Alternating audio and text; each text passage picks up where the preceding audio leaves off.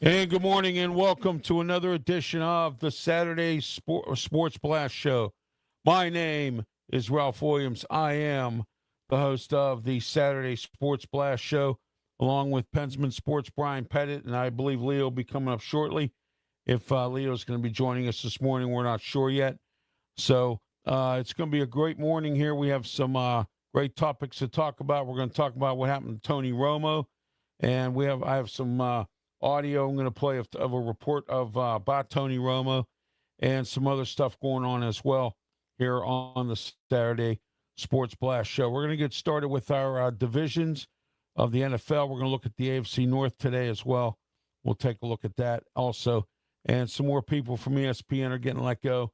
And, it's just been a big mess, but we'll go from there. All right. Hang on a second here. Let me get this. All right. We have with us by phone Pensman because, as usual, we're having some issues with the software here. Pensman, welcome to the show. Pensman's on by phone. How you guys doing? Thanks for having me. So, I don't know what's going on. Let's get to it. All right. We got it. All right, Pensman, try it now. Go ahead. Hold on a minute. I have this plugged in right. Just give me a second. What's going on with this? All right, try it now, Pensman. All right. Yep. Good morning. Yeah. Good morning. Good morning, better. everybody. It's Saturday morning. Let's get the party started. Yeah, that's a lot better. Yes, it is. All right. So we're good to go here. As soon as I get the ticker take or the thing up here with for this, there it is right there. Find it. There it goes. All right, there we are. All right, let's get this show on the road here right now. Let's get moving here. Let's see who we have in the comment section. All right, we got the same that person usually. Okay. All right, let's get started, guys. Tony Romo, sad to hear about what happened to him. He's been charged with which I'm going to take a look at right now because I had something ready to go, but that's not going to happen today. So, but hold on a second. Let me look at something here in regards to Tony Romo. He has been arrested and charged with OWI. Comes after he participated in a golf tournament. It says more details are emerging, and this is a report from Pro Football Talk. It says from Fox 8 News, apparently the first to obtain the arrest detention report. And it says that Tony Romo has been, CBS analyst Tony Romo has been arrested on suspicion of operating while intoxicated, which is a very rare thing that you hear. It's usually driving while intoxicated or whatever. But if he was operating a golf cart or whatever at a golf tournament, that could be what that's for. All right. And it says other important details have not been let out yet, but we'll find out what happens as we go. The arrest reportedly happened at 143 in Milwaukee, some 40 miles away, or at I-43 in Milwaukee. Romo is a native of Burlington, Wisconsin. It says Romo was at roughly 6:15 Central Time on Thursday. He was booked into the jail around 9:45 p.m. Central Time, was released around 11 p.m. Central. Guys, Tony Romo operating while intoxicated. Let's get started with our opening segues here. We'll start with you, Pensman. Welcome to the show. Tell everybody how they can get a hold of you. You there, Pensman? Yeah, you talking to me, or you? I'm talking to you. Abroad, but no, I'm talking to you. Yeah, first. you can find me on YouTube on Pensman Sports. You can mail me at pensmansports@gmail.com. That's how you can get a hold of me. All right, and Brian Pettit, welcome to the program, Sports Break Media. How are you, Brian? I'm doing wonderful. It is a Saturday. It's been a crazy day already with all this stuff going on and everything. But no, you can find me on Sports Break Media on throughout the channels, YouTube, Facebook, all the platforms, and you can look me up on the Spotify now, or all the platforms on your devices for the podcast. So just look up Sports Break Media, and there you go. All right, let's get started here. Tony Romo. We'll start with you, Brian. What are your thoughts on this situation with Tony Romo? Go ahead. Well, it's like you said, Ralph. It keeps on and keep on. What do we say all the time when we talk about all these big professionals? And Leo is not here, but I'm going to throw him in there too. What do we always talk about? Leo says it. I say it all the time. And Pensman also says it. If you're going to do this stuff, have a designated driver, please. You need to stay. I mean, you're professional and you have people looking up to you. You can't be doing this. You know, if I was in a professional, you can't do this, you know? Oh, yeah. So, I mean. No, not at all. All right, joining us right now is Leo Haggerty from Himped Up Sports. Brian, I'm sorry to interrupt you. I'm introducing Leo, and then we'll get back to you in a minute. Leo, tell everybody how they can get a hold of you and what's going on with you this morning. Hey, you want to go with you there, Facebook? Leo? Check us out at Amped Up Sports. And we're rolling. And guys, I'm going to jump right in because there's absolutely no excuse for a wealthy individual to drive drunk, ever. You just pick up the phone, go Uber. You put on your payroll. 3 guys, 8-hour shifts. You're my drivers at my beck and call. There is no excuse for this. And again, he's got to realize, everybody's got to realize, let's take the worst case scenario. Forget being pulled over. You hit a kid. You got to live with that. And that's not pretty. No, it's not. No, not at all. All right, Brian, go ahead. All right, Brian, no, it's just on the. I want to introduce Leo. Okay. No, I just piggyback on what Leo did. I just want to piggyback on what Leo just said. Yeah, it's bad when you got, you know. So, I mean, you got to have somebody on it every time. I mean, if I was if I was famous like they are, or driving, if I want to go out there, I'm getting somebody that, hey, take me here, because I don't want to go get nobody's accident. Even if I did drink, I'd be like, hey, somebody send me way down outside. I'll call you, you know, anywhere. You know what? And let me jump on that. The fact that, let's say you hit the lottery tomorrow. Okay. I never drive another day in my life. My driver is taking me everywhere, to church, to the airport. I am never getting behind the wheel again. There's no reason to, ever. No, not at all. Right. Nope. All right. All right. Pensman's on by phone. Go ahead, Pensman. Tell us your thoughts on this Tony Romo thing. Go ahead. Did Tony Romo actually drink, or did he have medication in his system? Because some medication makes you loopy. I think he actually drank. You have gabapentin, you have this, you have that, and I'm just saying there's a bunch of medication if you take it at a certain time that it can make you feel like you have DUI. You got marijuana in your system. I mean, there's a bunch of stuff, and we can't always assume that it could be alcohol. So that's my take on it. Yeah, exactly. And they're saying that he was already intoxicated when he left the golf tournament. So that means if he was already intoxicated when he left there, he should have stayed behind, got sober, or have even somebody come and pick you up, leave your car there or whatever, come back and get your car later, whatever. You could have done anything than drink and drive like that. Guys, I got to jump in on this now. I can tell you for a fact, there is an army of drivers at every golf tournament. They provide you transportation to and from where you're staying. This is just somebody stubborn enough to say, hey, I'm not drunk. No, just get in the daggone car and shut up. Yeah, exactly. Well, I've never been to a golf tournament. In fact, the only time I've been to a country club is to DJ. I've never been there to golf, so I don't know. You know what, guys? I was a driver when the Champions Tour was down here. I drove Gary Player. I drove a bunch of guys to and from, especially on that last day, to and from the airport and back. So It's there. He just didn't take advantage of it, and that's on him. I'm sorry. Yeah. There's Yeah. no way to sugarcoat this. And Pensman, I agree. If he's taking some medication, but he's got to know that too. I mean, this is 100% on Tony Romo. Period. Yeah, well, Tiger Woods takes medication, and look at what that happens to him a lot. You know what I mean?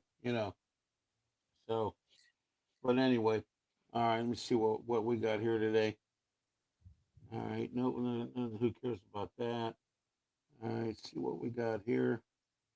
All right, okay, Kick Network telling us we're on. Very good, thank you. All right, let's get into our divisions. We're going to break our divisions down of the National Football League today, and we're going to get started with the AFC North. And leading up to the season, training camp starts next week for everybody, and we're also going to break our own teams down. And then starting in September, we go into college football. So we're going to have our season number 2 of our college football weekly show, which will start, and we'll put the Saturday Sports Blast on the shelf until start the second season of that coming up after college football. So there you go, Brian. I told you we are going to go into season 2 on both of these. So there you go. There you go. Yep. All right, let's get started. We'll start with you, Pensman. AFC North. Let's get started. Cleveland Browns. Go ahead. The Cleveland Browns will always be the Cleveland Browns. We'll see what happens. Myles Garrett is no longer a Brown, so we'll see what happens with that team. We'll see if Deshaun Watson or Shedeur Sanders will fight for the number 1 position. I don't know who's going to be there. We'll see how the new coach will turn out. Now that Stefanski's gone, we'll see what happens. We'll see if they have a little fight in this system, but I think they're going to be what the Browns are going to be, and that's going to be 7-9. So, yeah, there you go. The Cleveland Browns will always be the Cleveland Browns. Brian, go ahead. Your thoughts. Cleveland Browns, go. No, they're just They're just trash all the way around. I mean, let's see what they're going to do first, because they're going to. I don't know. We've talked about it most of the time about how the Browns are. They're just the Browns, I'd hate to say it, but if like we said, if Deshaun Watson throws interceptions, the crowd's going to be all over pushing Shedeur Sanders. But you never know what's going to happen. Let's just see what happens, and I would love to see what happens during the first 3 preseason they have. I just want to see what happens on that. Then we get a judge of who's going to do what. Yeah, exactly. All right, Leo, go ahead. Cleveland Browns, go ahead. I think if you called up Coach Todd Monken right now and said 7-9, he'd say, "Book it, Dano." 7-9 is a pretty darn good start. Well, it had to be 7-10. My fault. Yeah, 7-10, yeah. Right. If they win 7-8 games, take it now, because now they're on the right track.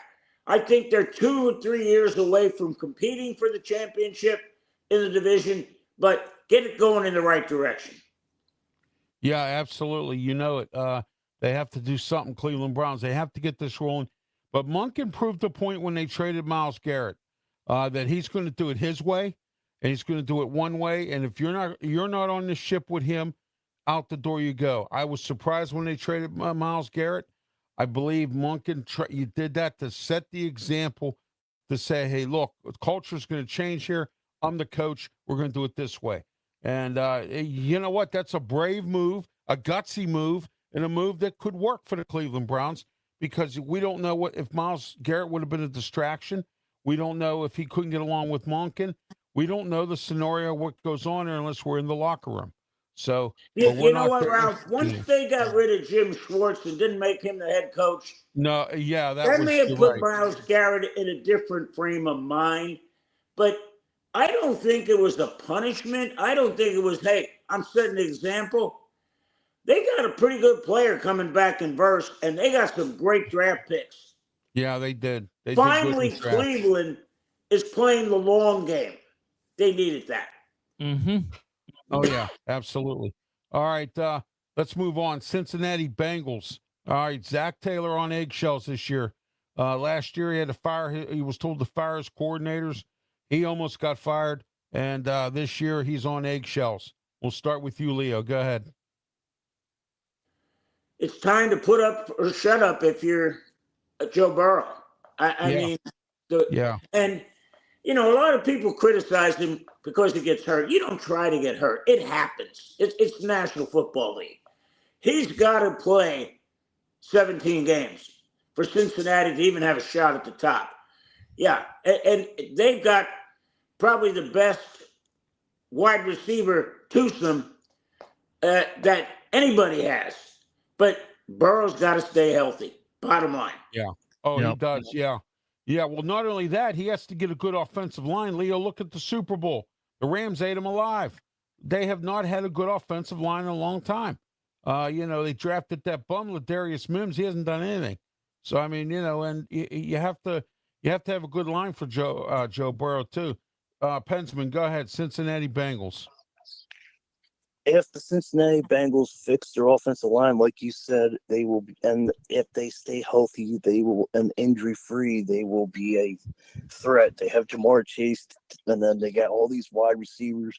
They got all these top 10 wide receivers. They just can't get right at the right time. It's just they keep getting hurt. And Jamar Chase always tweaks something. He's got turf toe, and he's got his knee injury, and we'll see what happens. But if this team stays healthy, I think they have a chance to make a run and they can win the division if they stay healthy, because they always have good backs. So yeah, we'll see what happens to Zach Taylor. Like I said, bring a new coordinator, so let's see where that goes as well.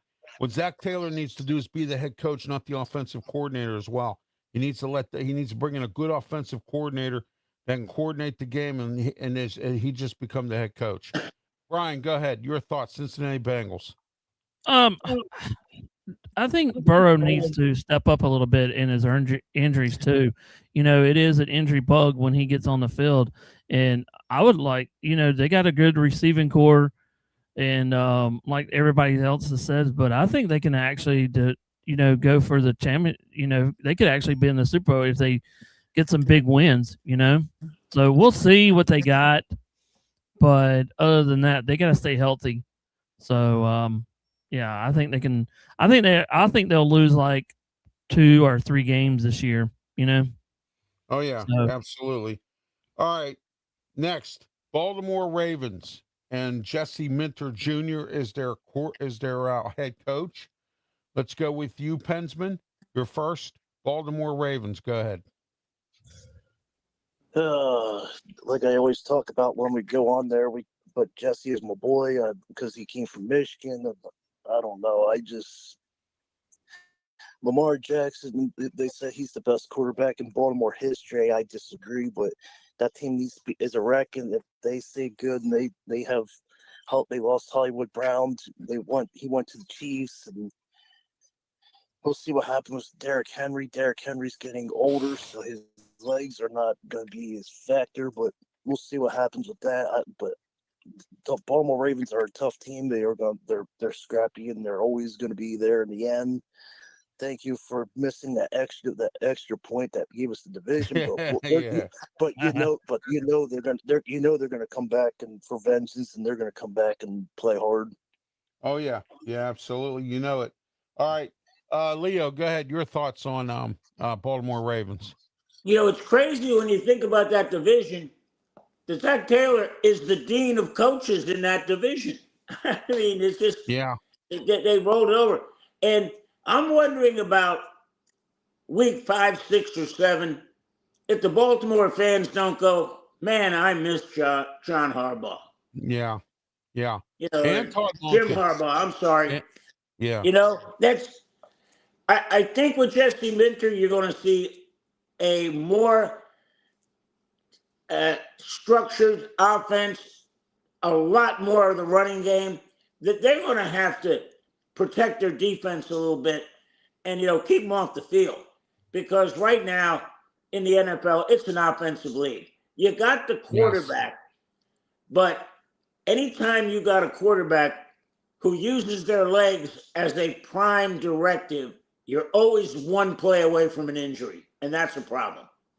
Yeah, Lamar Jackson's starting to become like a Baker Mayfield, switching offensive coordinators every other year. So, but well, you know what, guys? That's the nature of the beast. If you have a really good season, your offensive coordinator is going to get a head coaching job. If you have a bad one, he's getting fired. So it's time to stop even using that as a crutch.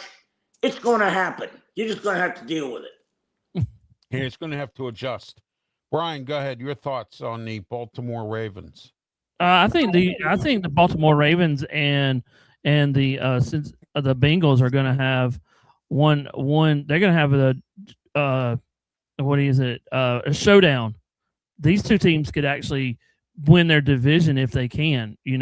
So big things for Baltimore Ravens, and it could be a shootout this year, I think. Yeah, it could be anybody's division, but I'm not looking at it that way because I think these other three teams are weak, and I think the Pittsburgh Steelers are going to do pretty well as we lead into them next. I like Mike McCarthy. I wanted Mike McCarthy. He's got 5 years. I think within the 5 years, my prediction is 2 AFC championship games and at least 1 Super Bowl. That's my prediction. If we get 1 Super Bowl out of Mike McCarthy, that's a bonus. So, but I'm thinking I like the hire of Mike McCarthy and then bring in a young guy or groom a young guy and bring him in and move him up. That's probably what the plan was.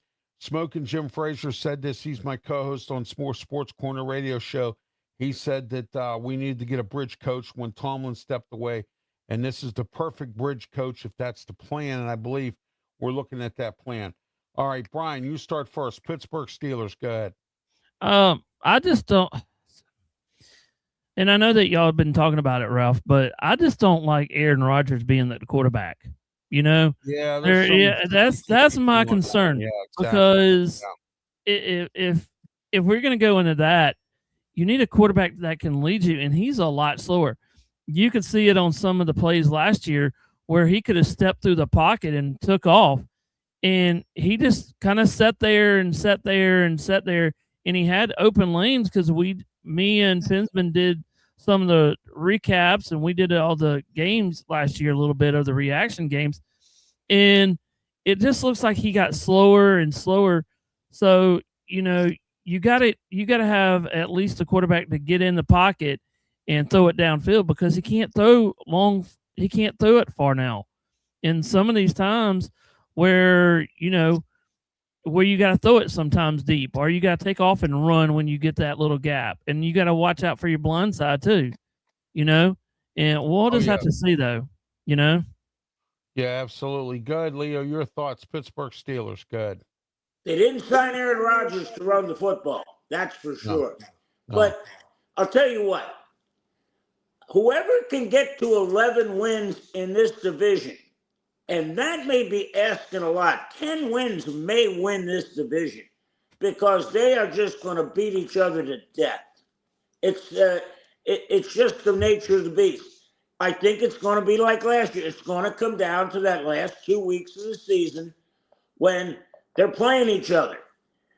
And I like what Pittsburgh's doing in terms of, okay, we're going to go with Aaron Rodgers. We're going to try and figure out what the next step is. We got a coach who isn't tied to this. He's here for 5 years. Let's see what we can get out of Aaron Rodgers. Let's see if he can get us to a playoff game. They're nowhere near a Super Bowl right now. Not at all. No. Not at all. And again, the one thing you can count on with the Rooneys is they will think into the future. Where do we want to be in 2 or 3 years? That's the key. And the biggest problem they got, Ralph, is, you talk about mediocre Mike, but he never had a losing season. McCarthy better not have an 8-9 or worse, or there'll be some rumblings there in the Steel City for sure. Oh, you know it, Leo. I mean, but I don't think that's going to happen. Mike McCarthy's a smart guy. He's a detail-oriented coach, and he's got a good coaching staff that's there. He's got some players. They're buying into his system. He's doing some different things this year, like removing the benches away from practice where you can't go and sit down. You have to stand. I mean, that's just the start of it. And, I've talked to some of the guys who are in the locker room there, some of the reporters, and they're telling me it's like night and day.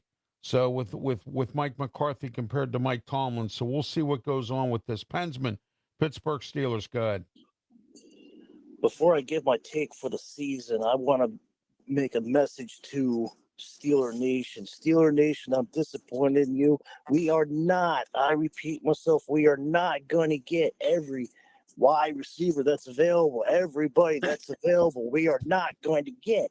We are not going to get Brandon Sorsby. Get Brandon out of your mind. Yeah, I'm tired. I'm tired of hearing this. But we are not. We have Rudolph. We have Drew Aller, Will Howard, and Aaron Rodgers. Aaron Rodgers is last year, and then Drew Aller or Will Howard is going to take over. So we're not going to get Sorsby. We're not going to get every player. Just get it over with. But Mike McCarthy, I'm mad about his schedule, about training camp, but what he's doing is fine. He's refreshed. He got away from Dallas, which was a nightmare. Now he's cool and collect. He's relaxed. He's refreshed. He's not burned out. So we'll see how he does. And Brian, to take back what you said, that Aaron Rodgers can't run 20 yards anymore because he's old and slow. So I'm just letting you know that. But that's my take on the Steelers. The Steelers will be fine. They got draft pick. They got Bernard. They got a whole bunch of players. We'll see how Metcalf does in season 2. He came in late in the draft, in the trade. I mean, we'll see what happens with him now that he's got a full season under his belt. So I'm looking forward to it. I have him going 11 wins. All right. Yeah. Well, yeah, we could do 11. I'm going 12. I think the Steelers are better, and I think this division the Steelers can have it for the taking. I just don't see these other 3 teams being that good. I think the Steelers will take it this year again. All right. Hey guys, I want to throw this out. Go ahead. Why can't anybody just sign Brendan Sorsby right now? Yeah, I know. I don't know. I mean, you said, okay, we're not going to draft him. So why can't the Philadelphia Eagles just go, we're going to offer him a contract? What's stopping that from happening? That's a good question. That's a real good one. I like that question. So, but I just think that there's a lot of politics involved in this. His gambling issues, I guess, got to some people.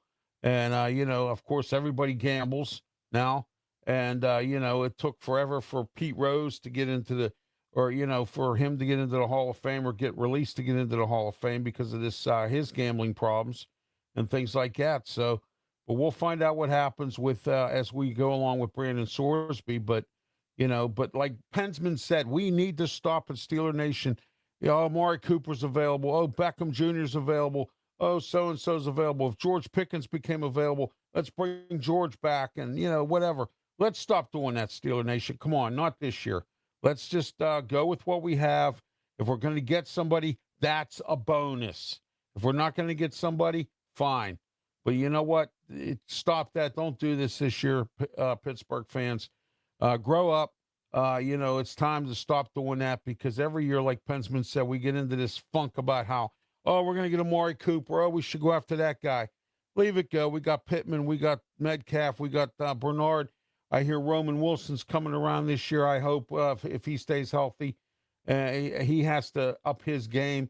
We got a few other guys, that we can deal with and play with. We got a better offensive line, better defensive line, better coaches, better everything. I think the Steelers are going to have a pretty decent year this year. That's just my thoughts on that. So, and then, all right, let's move on real quick, get back into our football, our NFL teams that are on the panel here. But first, I don't want to forget LeBron James to the Philadelphia 76ers. I called this Wednesday night on Steel City Sports World. Some people need to take their L because I called this. Others said that he was going to Golden State. Some people said he was going somewhere else. I said it. He was going to Philadelphia, and everybody thought I was wrong and crazy. I said he's going to a winning team. Philadelphia's it. And I know, and I said that, and guess what? He's going to be a 76er. Pensman, start with you. Go ahead. Well, the New York Knicks won the championship last year, and they haven't done anything since '73. Now the 76ers haven't done anything since 1983. So now that the Sixers got their Phillies Pete Rose, can the Sixers actually do something? The Sixers went out and got Jaylen Brown from the Celtics. Now we got LeBron James, the king of NBA, the leading scorer. I don't know. I don't know if he does a lot of brick shots, if he ball hogs. I'm scared how he's gonna play. Brian, you and I watch NBA. You and I cover games. We'll see how. I don't know. I'm just nervous how LeBron's gonna be. He's not gonna be the LeBron that was in Miami or in Cleveland when he won the titles. We'll see how he is, but we'll see how Jaylen Brown and him mesh up. We'll see how Embiid does. Embiid missed like 20 or 50, 100 games in the last 3 years. So we'll see how he does with his knee and see if he has his seat warmed up in the bench, but we'll see how he does on that. So we'll see what happens. I'm looking forward to it. The New York, like I said, the Sixers could win the championship and get the 83 slump out since the Knicks got the 73 slump out. So that's my take on it. All right, Leo, go ahead. I am not happy. I'll be honest with you. This could be the biggest fail in Philadelphia since Mike Mamula. And when you look at what's going on, the Sixers had it perfect. They brought in Jaylen Brown. Now they've got 2 stars. Well, really 2.5. Embiid got to stay healthy. Now you bring in LeBron James, and guess what, guys? There's only 1 ball. And there's the problem. One bowl of food and a bunch of dogs. And right, one bowl of food, they got to figure out who's going to be the guy and who's going to be the guy after the guy. That means 2 of those guys, Maxey, Brown, Embiid, LeBron, are going to have to play second and third fiddle. And if you look at the NBA, and again, forget about the Knicks. They had the easiest path to the finals I've ever seen. They played the 6th, 7th, and 8th place team. They didn't get the Celtics. They didn't get the Pistons. Duh. They had an Uber ride to the finals. But I'm not really happy about this. I think you can have too much talent. And what are you going to have to do to make LeBron happy? I don't think he hits into that starting rotation. I think he's the guy coming off the bench that gives them life because they're going to change the name from the 76ers to the 42ers. That's what LeBron is. 42ers. I like that. There you go. All right, guys, we're going to go. Or Brian, go ahead. LeBron James. I didn't see this coming, but most of the people actually had him going to Golden State, other places, but I didn't see this coming.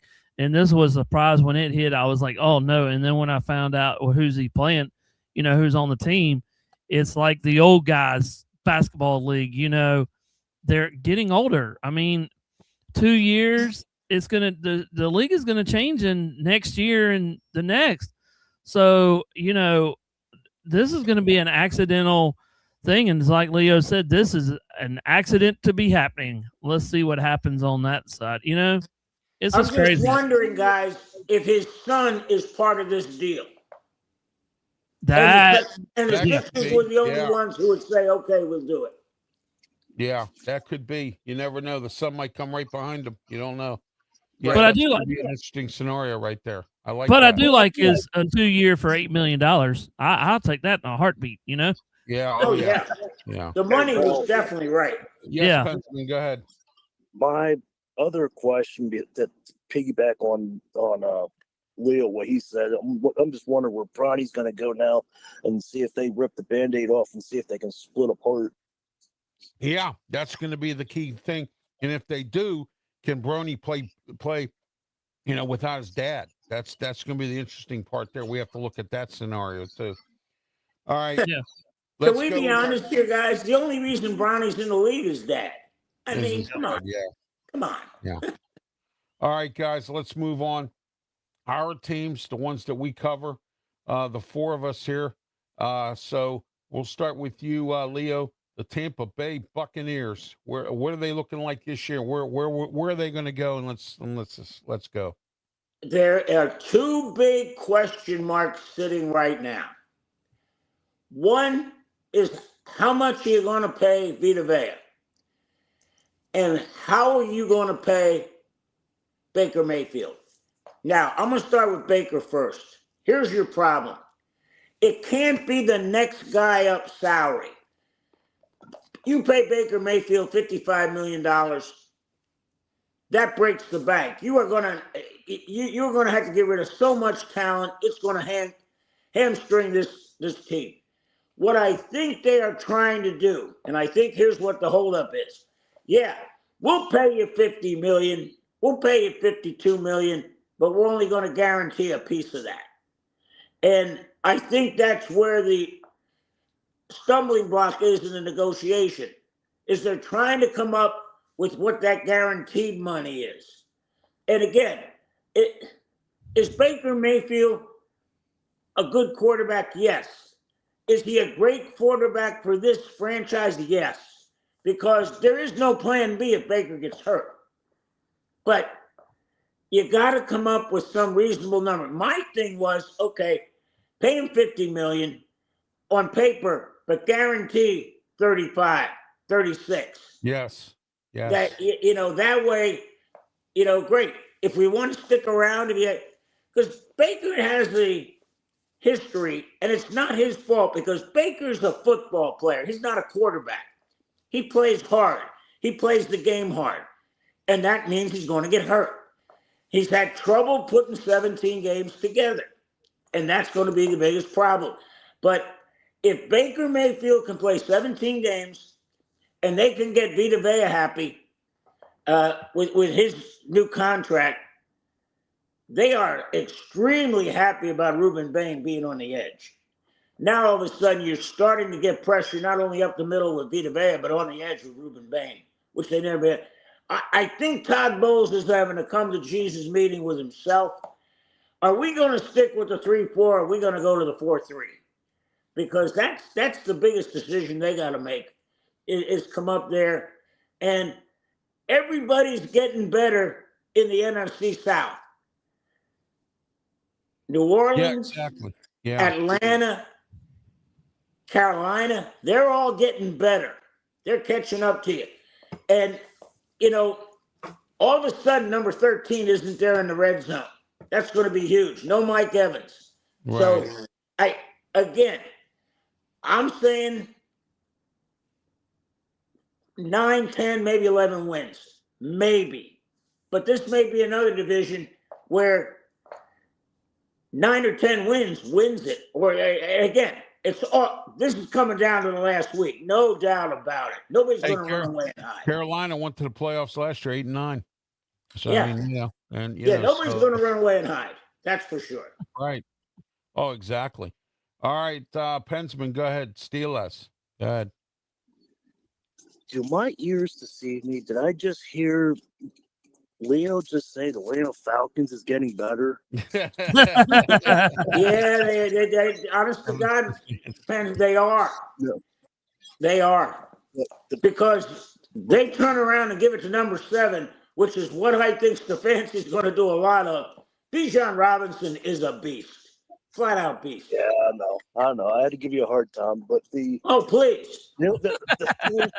Anytime.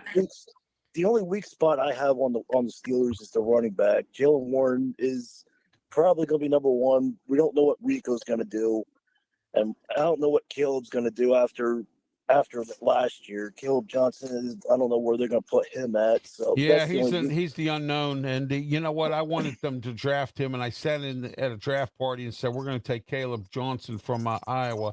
I was right, but then now look where we are with him, Pensman, and I agree with you on that. But go ahead. Yeah. We got the Iowa punt returner, which is good. So, yeah, exactly. So I'm just looking forward to that. But that's the only weak spot I have. Yeah, they finally listened to me, the Pittsburgh Steelers, and went and got himself a kick returner, an actual kick and punt returner, not somebody who, hands out water or whatever, and can't return. You and I wanted the Pittsburgh punt return, Desmond Reed. Yes, I wanted Desmond Reed. Yes, I did, from Pitt, because I think he was like number 1 or 2 in the country, or tied for the most yards and return punts behind that kid, the one that we drafted from Iowa. So. Right. Brian, go ahead. The 49ers. San Oh, Francisco 40 whiners, I call them. Go ahead. no, they can't be the whiners this year. We got there's enough Yeah. talent there's enough talent this year that can actually make a good playoff contenders. Several areas where I think they got to stay healthy. You got Brock Purdy, Christian McCaffrey, Trent Williams, Nick Bosa. That was hurt. They need to improve on their run defense, generate more pass rush. They do have now Mike Evans. That would be a big addition to helping out with that thing. They need to cut down on the finish. They need to cut down on the penalties. Also, finish in the red zone. They missed a lot on the red zone last year. They got to improve on the special teams. Yes. And the biggest thing is they got to close out on the games that they're leading. Last year, right. better. Yes. Yeah. And this is what we talked about it. Clock management, Brian. Bad clock management by Kyle Shanahan. Horrible. And cut down on the penalties too. Yes. I mean, so all in all, these improvements, there's 7 areas. Stay healthy, stop the run, create more sacks, pressure because they didn't have any, score touchdowns in the red zone instead of kicking a field goal, reduce penalties and upgrade special teams, and finish the games. And that's what I think. If they can do all that, then they can make a deep playoff run throughout the whole inside. Yeah. But signing Mike Evans gives Brock Purdy another elite talent. So it gives another, with Greenlaw there, Nate Hubbs is going to be there. So we got some pretty big stacked thing, but they got to all stay healthy, Last year it was injury prone. So that's what I think. Absolutely. All right, let's get into actually, guys, if you would like to, we can indulge into another division because we have a little bit of time. Well, Ralph, I want to ask Leo something. Good. And I know this is Leo. I know you covered the thing last week. What did you think about the whole entire media from the SEC? Give us some insight on some of that. Oh boy, I'll tell you what, guys. Put your seatbelt on because there was the bombshell dropped at the SEC. We're sitting there, and Pete Golding comes out, gets to the podium, he says, "You guys aren't going to believe this. We just got done, the SEC head coaches, having a meeting with the College Football Playoff Selection Committee." Wait till you hear this. They told us that for strength of schedule, a win is a win. It doesn't matter if it's home or away. And Pete Golding just went ballistic. You're trying to tell me a win in the SEC on the road doesn't count more than a win at home? He said, in the 9 years I've been in the SEC, we lost 2 home games. So it's, and again, I'm one of the biggest critics of the College Football Playoff Selection Committee. The fact that they can't, Brian, can you imagine this? Clemson's going to go to Death Valley, the opening game. If they win, the committee just go, oh, ho hum, another win. No, this was insanity. And the rest of the coaches that came up on the podium said, they were asked, hey, did that really happen? Yep, that's the way it went down. Again, the selection committee has lost all touch with reality. You walk into a 100,000+ seat stadium, you walk into Tennessee, they're singing Rocky Top. You walk into LSU Death Valley on a Saturday night, and they're yelling, "Go Tigers." You walk into Mississippi State, and they're bringing those cowbells. It's a hard place to win. And the fact that you're not getting credit for it tells me that the committee has no clue. Here's the second one, guys, and you're going to love this one. The new commissioner, the new supervisor officials, John McCabe, come from the NFL. They bring him in right before lunch. Everybody's left. I'm still sitting there. They go, "We'd like to bring John McCabe, and he would like to answer any of the questions you have." I said, "You ain't going to want to hear this." They said, "No, bring it. All right, guys, get ready. I'm going to give you the Reader's Digest version.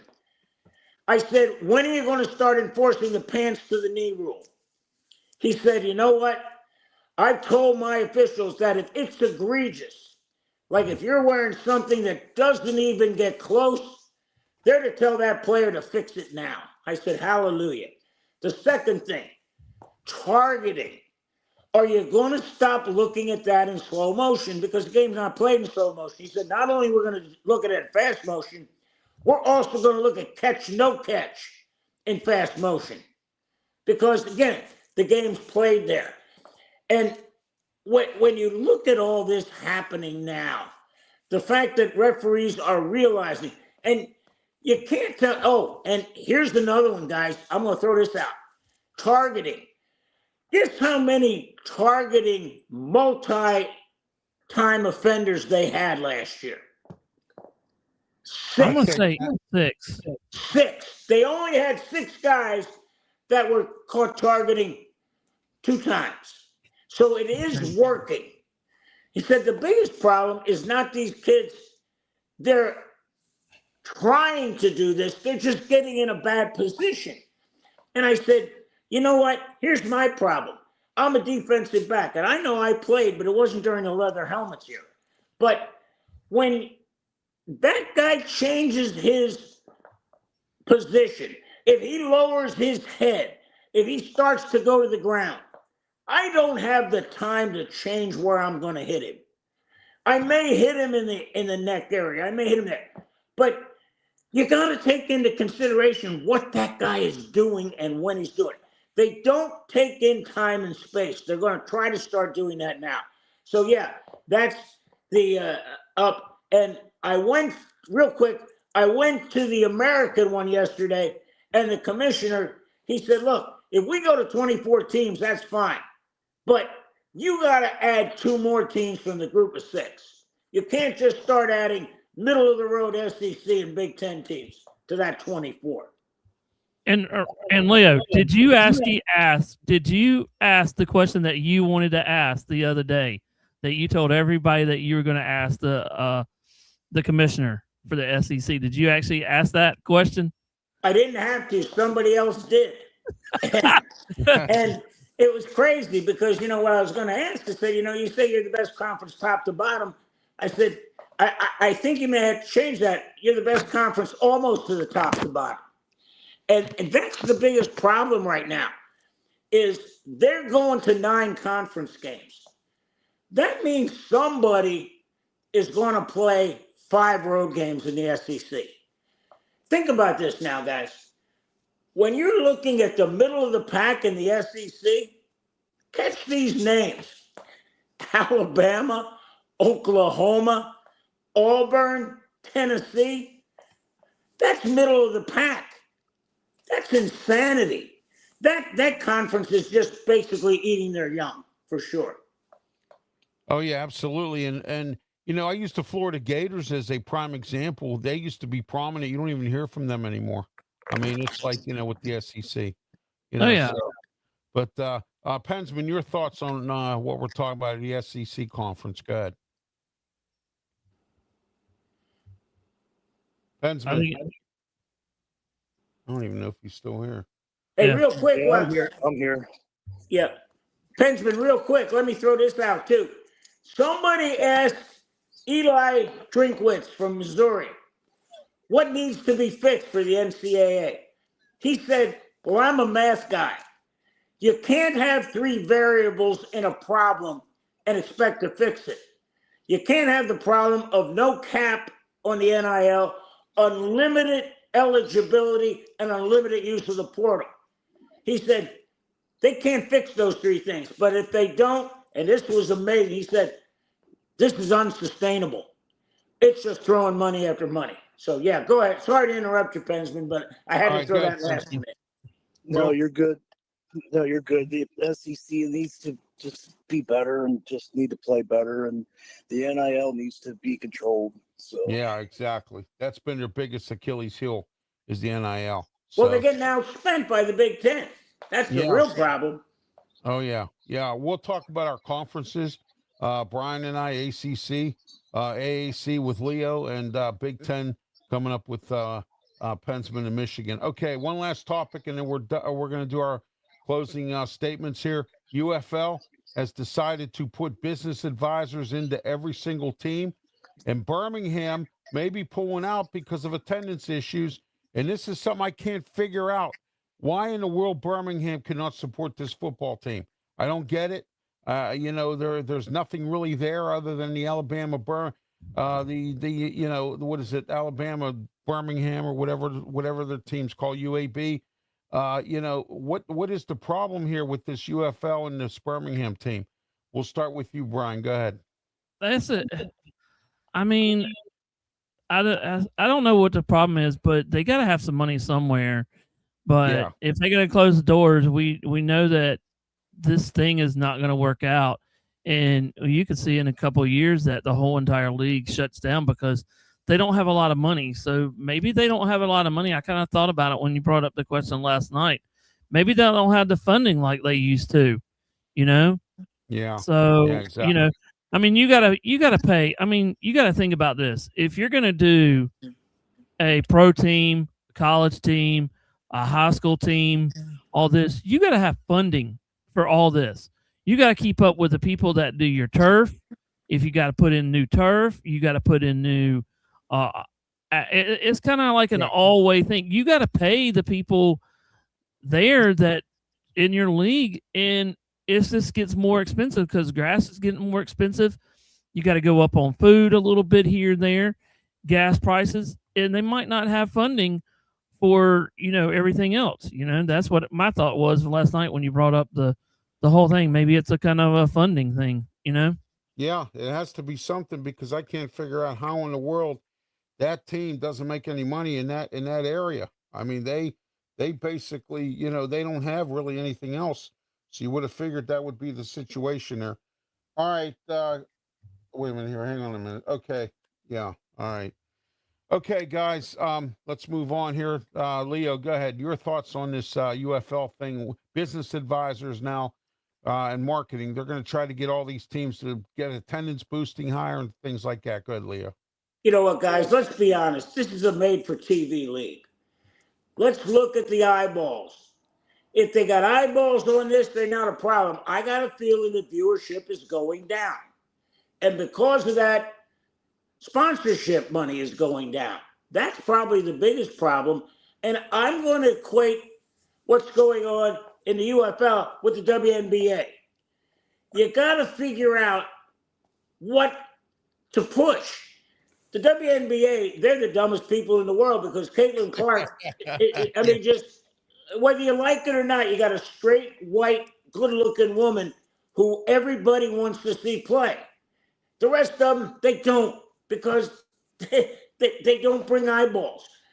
The UFL needs to figure out, okay, what is going to drive people to watch and what's going to drive people to get to the stadium. And you know what, fellas? The bottom line is if you win, they will come, but you got to win. That's the biggest thing. Exactly. Yeah. Pensman, go ahead. Your thoughts. Birmingham Stallions, UFL. Go ahead. The UFL's got to stop comparing to the NFL. The UFL's just started and they just trying to get their feet wet. They just need to get what they need, like money balls. They got to get the money and work with what they have and not extend what they don't have. And they got to stop taking loans out and then try to make bigger than they really are. But eventually down the road, I think they're gonna explode. But right now, they just got to work with what they have. They need to do more advertisement. So that's my take on that. All right. Today, I want to put a shout out to the Pittsburgh Passion. They're in the women's championship game to win the women's football league trophy. They're going to be playing the Minnesota Vixens today at 2:00. They bumped the game back to 2:00. It was supposed to be tonight at 7 at Canton, Ohio, at the Hall of Fame at Tom Benson Field tonight. Good luck to the Passion. I hope they win. Somebody needs to bring a championship to Pittsburgh, and if they do win, Pittsburgh will be the city of champions again because last year the Pittsburgh Riverhounds won the USL championship. So the Steelers will be, or the Pittsburgh will be the city of champions. And I'm not taking anything away from the Passion or the Riverhounds, but it's really sad that those are the teams that have to win because the Steelers, the Penguins, and the Pirates haven't done too much of anything lately. So There you are with that. All right, let's get our closing statements in here and whatnot. Pensman, we'll start with you. How can people get a hold of you? And go ahead with your closing statement. Go ahead. You can find me on YouTube on Pensman Sports. Trying to get to 2,000 by the end of the year. I'm at 1257, 1256. I keep playing the seesaw game, but I'm trying to hit the 2,000. If you like the Yankees, if you like the Steelers, if you like the Penguins, and if you like the Knicks, come to my channel. I cover all those teams. So please come in and subscribe. Please subscribe to Ralph Williams RW Media as well. So, and also Brian Pettit, Sports Break Media as well. And also Leo, go ahead. Amped Up Sports. Go ahead. What's going on with Amped Up Sports and whatnot? Go ahead. Well, the Rays are still at the top of the American League East. They had the bad luck of picking up Boston right out of the All-Star break, and the Red Sox were on fire. But they turned it around, went up to Toronto, and then won 3 out of 4. So now they're heading back here. I think the Guardians show up this weekend, but the Rays doing the Rowdies are still at the top of the United Soccer League. Got that going. In another 10 days, we're going to start seeing training camps open both in the NFL and USF. So it's going to be a really hectic time once August rolls around. But you know what, guys? You can't call it a job when we go and watch football, right? Yeah. No, exactly. All right, Brian, go ahead. No, Brian, you can find me on multiple platforms under Sports Break Media. Also, we have now up on most of the other platforms like your podcast. So go tune in to Sports Break Media on the podcast. So most of the shows are actually on there, uploaded, and you can actually listen to them instead of going on YouTube now. So most of the I just posted some of them as of last week. So yeah. All hey, right. Ralph, real quick, we need to touch on this. 30 seconds. Did you see the guy Kim shot 59 yesterday? Yeah. But here's the thing. He birdies the last 4 holes, and they weren't tap-ins. They were 30, 35 footers. So he earned that 59. Yeah, he did. Yeah, there you go. All right. All right. Ralph. Yes, go ahead, Pensman. I gotta get going. So yeah, that's fine. That's fine. Okay. Go ahead. Thank you. All right. All right. Thank you, Pensman Sports. Okay, guys. You can get a hold of me at YouTube, Facebook, Twitch, Twitter, X, and the Kick platforms we're on. We're also going to be, I'm on the radio. Don't forget this afternoon, 2 to 3 p.m., the Sports Corner radio show on AM 1250, The Answer, and 92.5 on the FM dial. It's with me, Ralph Williams, the return of Smoking Jim Frazier, Claudia Rosano, and Luther Dupree. And that's this afternoon, 2 to 3 p.m. and every Saturday, part of the Saturday of Ralph. And also, don't forget tomorrow. And let me get that up here and moving here as soon as I can find it. There it is right there. The Ralph Williams Show, now 2 hours, 9 a.m. to 11 a.m. with co-host Tony Moreno on 1250 a.m. The Answer 92.5 on the FM dial, the Ralph Williams Show. And we have a lot to talk about tomorrow as well, just like I did this earlier this morning on the Ralph Williams Show from 8 to 9 as part of the Saturday of Ralph, every single Saturday, right here on our social media platforms and on the radio markets. And please don't forget sponsorship advertising. You see the ticker take at the bottom. Don't forget to like and subscribe as well to my YouTube channel, Pensman Sports. Don't forget to tune into the stuff that Leo has going on with Amped Up Sports on their Facebook page, and several other colleagues that work with Leo there as well. And we have a lot going on. Until next week for the Saturday Sports Blast Show, I'm Ralph Williams, and please, by all means, be safe. Thank you, and we'll talk to you next week. Thank you. Have a good week, guys. Have a good week. Thank you.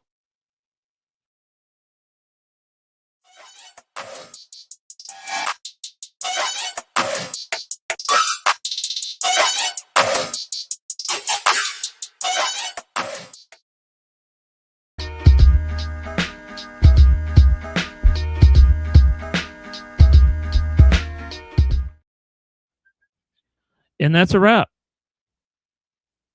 No, not yet. Hold on.